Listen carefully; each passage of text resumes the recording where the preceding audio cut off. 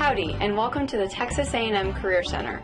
We're here to help you navigate the career search, application, and negotiation process. Part of being successful in this is knowing which jobs you will be the best fit for and then applying selectively. Remember, it's about quality over quantity. Today, I'm going to briefly discuss 4 key areas to study when reading a job posting. Once you find a job posting in your field, the first section you should look at is Qualifications. This section may also be called Requirements, Skills, Experience Needed, or something similar, but it all means the same thing. This is a list of skills and experiences you should have in order to be a competitive applicant. The more of these things you have and can articulate in your cover letter, resume, and interview, the more competitive you will be. The main thing you should look for in a qualifications section is required versus preferred experiences. Read the required qualifications, skills, and experience section very carefully. Sometimes these qualifications are very rigid, for example, ability to lift 50 pounds.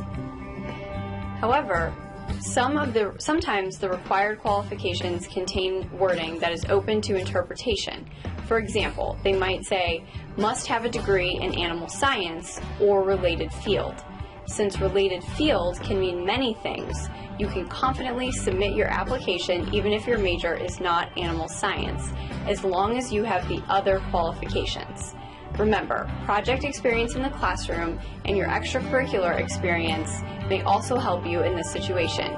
You'll want to read more about this position in the Job Duties and Responsibilities section before deciding whether your degree and experience are equivalent or not. Preferred experience is simply icing on the cake. You should highlight in your cover letter, elevator speech, and interview any of these skills and experiences you have or can easily get by the job start date. For example, if there's any preferred qualification you don't have, reiterating your enthusiasm for learning that exact thing and emphasizing your ability to learn new things quickly will increase your competitiveness. In both required and preferred qualifications, you'll want to pay attention to repeating key words or buzzwords. Do they seem to be emphasizing teamwork and collaboration, or are they more concerned with technical skills? This will determine how you tailor the order of items on your resume and what you choose to include in your cover letter. Remember, it's not about what you're most proud of, it's about what's most relevant and important to them.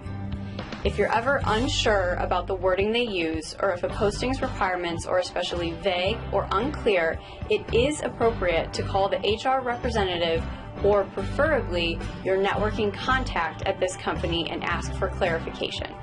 The second section you should pay attention to is job description, duties, and responsibilities.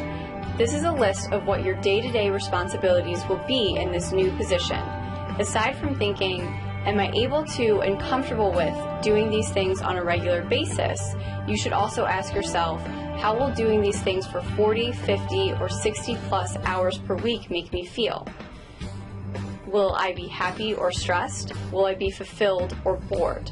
The Job Duties and Responsibilities section is a great way to explore possible career options. Pay close attention to travel requirements and overtime expectations.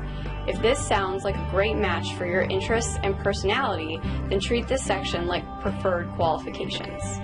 The third section you should read carefully is about the company. If this isn't mentioned in the job posting, look around on the company's website for this information. You will need to consider company location, size, and history, as well as the organization's mission and values. Would you prefer to work for a large, well-established company or a fast-growing startup? Does the company's mission match your personal interests and values? If the company itself is a good match for you, it will be much easier to argue that you are a great fit for this position. The final section, and perhaps the most important, is the application instructions and closing date. Some companies may want you to email only your resume. Some may want you to upload your resume, cover letter, and transcripts to their website. Every application will be different, so follow these instructions carefully. Also, keep in mind that great cover letters and resumes take time to write, so pay attention to the closing date and allow yourself enough time to write a great cover letter and resume tailored to the opportunity. Now that you know how to read a job posting, you're ready to get your documents together and apply.